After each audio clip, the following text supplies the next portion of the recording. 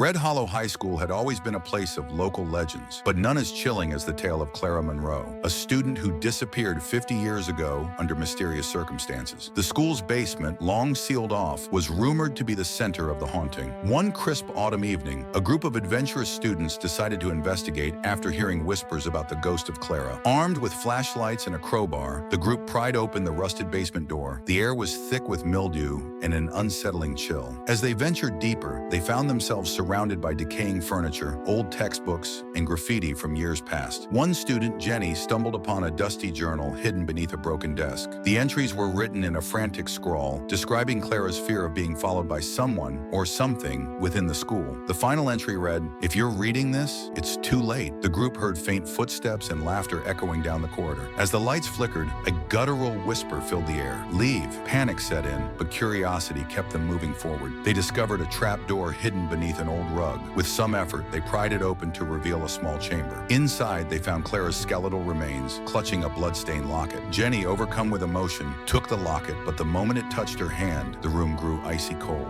The group fled the basement, but Jenny woke up that night with deep scratches on her arms and the words, "Return me."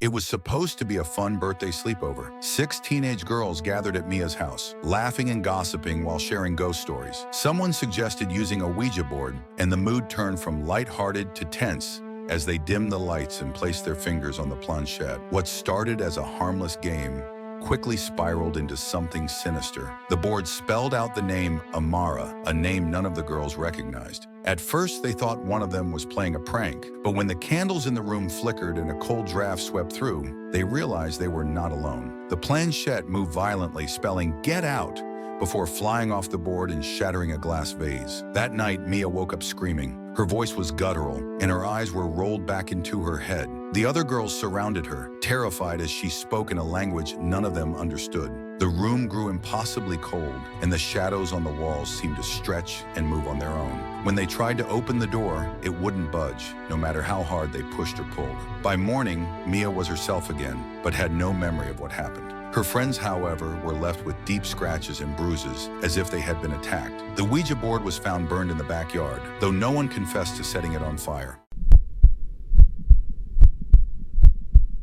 In 1998, a group of college students received exclusive invitations to a Halloween party at an old abandoned mansion on the outskirts of town. The invitation promised an unforgettable night of fun, drinks, and music. The students arrived in costume, excited to explore the mansion's eerie halls. The party was everything they had hoped for: lavish decorations, endless drinks, and a DJ playing hypnotic music. However, as the night wore on, the guests began to notice something strange. No matter how much they drank, they never felt intoxicated, and the clock never struck midnight. One guest, Sarah, decided to leave, but found the front door locked. When she tried to look out the windows, she saw nothing but darkness, as if the world outside no longer existed. The atmosphere grew oppressive, and some guests began to panic. The host, a masked figure, assured them that everything was fine and that the party would continue until dawn, but dawn never came. Days passed, and the guests realized they didn't need food or water to survive. They were trapped in a perpetual state of limbo, dancing and laughing as if controlled by an unseen force.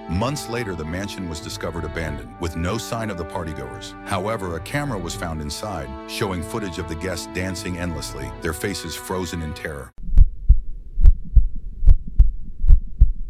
Peter was driving along a desolate highway late at night when he spotted a young woman standing by the side of the road, her thumb outstretched. Against his better judgment, he stopped to offer her a ride. She climbed into the car silently, staring out the window as Peter tried to make conversation. She only whispered one word: home. Following her directions, Peter drove to an old farmhouse at the end of a dirt road. When they arrived, the woman vanished from the passenger seat. Confused and shaken, Peter knocked on the door. An elderly woman answered, her face pale as Peter described the hitchhiker. "That's my daughter," she said with tears in her eyes. "She died 20 years ago on this road." Peter looked back at his car and saw a single wet handprint on the passenger window. The farmhouse has since been abandoned, but locals say they still see the ghostly figure of a young woman hitchhiking along that same stretch of road. A group of friends, Alex, Tessa, Ryan, and Brooke, rented Cabin 12 at Lake Whispering Pines for a weekend getaway. The caretaker, an elderly man with a haunted look in his eyes, warned them not to stay up past 3 a.m., but they dismissed it as an old man's superstition. They were there to party, and nothing was going to ruin their weekend. That night, as they laughed and played card games, strange things began to happen. The fire in the fireplace flickered violently, casting eerie shadows on the walls. Tessa swore she heard faint knocking on the windows, though they were miles from the nearest neighbor. At exactly 3 a.m., the atmosphere changed. The air grew heavy, and the room seemed darker, even though the lights were still on. At 3:33 a.m., a shadowy figure appeared in the corner of the living room. It was tall, featureless, and seemed to absorb the light around it. The friends froze as it whispered their names one by one. Ryan, in a panic, tried to rush out the door, but it wouldn't budge. The figure moved closer, its whispers growing louder and more menacing. By morning, the friends were too terrified to speak of what they had seen. Alex was missing, his bed untouched, but his belongings still there. The caretaker, upon hearing their story, sighed and said, "Every group that stays in Cabin 12 loses someone. That's why I warned you."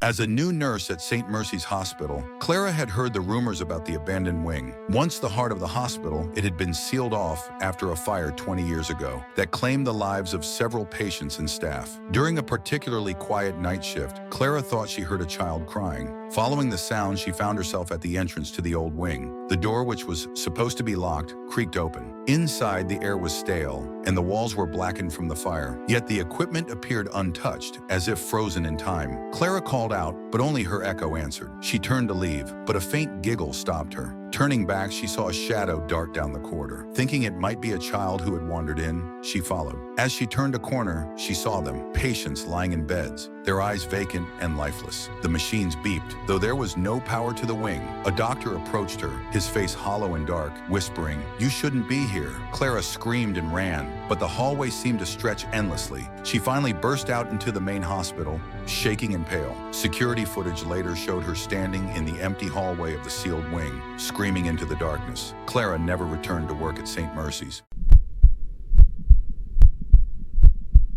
During a family visit to a rural farm, young Alex ignored the warnings and wandered into the cornfield. The stalks towered over him, swaying in the breeze and creating a maze of green and gold. As he walked, the sounds of the farm faded, replaced by an eerie silence. Alex soon realized he was lost. Panic set in as the sun began to set, casting long shadows across the field. He heard a rustling behind him and turned to see a tall, shadowy figure. It had no face, only a dark outline that seemed to blend into the stalks. The figure didn't move but seemed to grow closer every time Alex looked away. Running now, Alex tripped and fell, landing hard on the dirt. When he looked up, the figure loomed over him. Its presence was suffocating, and Alex could hear a faint, raspy whisper, "Stay out." Scrambling to his feet, he bolted through the corn, finally breaking into the open field where his frantic mother was waiting. When she saw him, her face turned pale. Deep scratches ran down Alex's back, forming the words, "Stay out." The farmer later admitted the land was cursed after an old scarecrow was burned years ago. No one ever entered the cornfield again.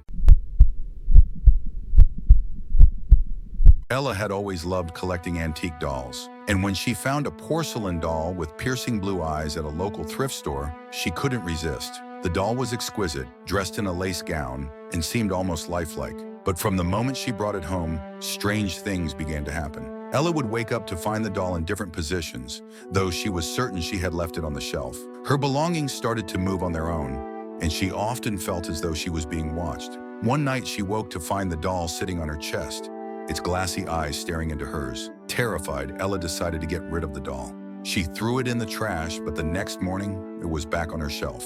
She tried burning it, but as the flames consumed the doll, a childlike scream filled the air, and the fire spread uncontrollably. Ella apenas escapó de su casa mientras se incendiaba hasta el suelo. In the ashes, the doll was found intact, its blue eyes glinting in the sunlight. Ella never touched another doll again. Jack, Emily, and Chris set up camp deep in the Rockies, enjoying the isolation and beauty of the wilderness. That evening, faint laughter echoed from the woods. Assuming it was other campers, they explored, but found no one. When they returned, their belongings were scattered, though nothing was missing. Later that night, Emily awoke to soft giggling. Looking out, she saw a pale child near the fire pit, pointing to the ground. By the time the others woke, the child had vanished. Digging where the child had pointed, they unearthed a small wooden box containing trinkets. a rusted locket, a toy soldier, and a photo of a girl labeled Clara, 1923. As they examined the items, the air turned cold and a whisper said, "Leave or stay forever." Terrified, they packed up and hiked to their car. Scratches on the car spelled STAY. Though they never returned, Jack later heard giggling outside his apartment window on the 3rd floor. Rachel purchased an ornate antique mirror despite the seller's warning. Be careful what you let it show you. At first, it added charm to her bedroom, but oddities began. Her reflection seemed delayed, and one night it smiled at her when she wasn't smiling. Things escalated as she woke from nightmares of being surrounded by distorted reflections, urging her to stay. One night, she found herself standing before the mirror, her hand pressed to its surface. Research revealed the mirror belonged to a Victorian family plagued by tragedy, said to trap souls of those who gazed into it too long. A paranormal expert helped Rachel cleanse the mirror. During the ritual, the surface rippled, screams echoed, and a dark mist swirled before she shattered it. Though the mist vanished, her reflection lingered in the shards, still smiling. Even after moving to a new home, Rachel covers her mirrors, afraid her reflection might one day escape.